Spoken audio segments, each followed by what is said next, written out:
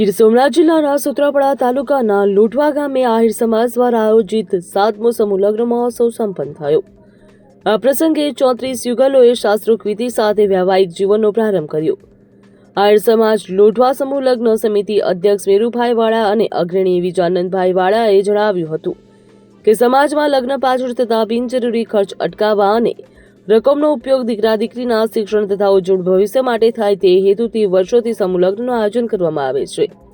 સમૂહ લગ્ન પ્રસંગે આહિર સમાજના જિલ્લાભરના આગેવાનો, સાધુ સંતો, વરિષ્ઠ અને પ્રતિષ્ઠિત વ્યક્તિઓ ઉપસ્થિત આપી નવયુગલોને આશીર્વાદ પાઠવ્યા હતા।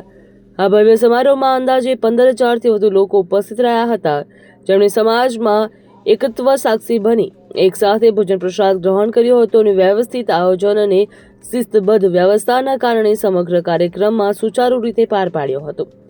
આ વિશાળ સામાજિક કાર્યક્રમને સફળ બનાવવા માટે લોઢાવા ગામના યુવાનોની નિષ્ઠાપૂર્વકની મહેનત અને સેવાભાવ પ્રશંસનીય રહ્યો હતો।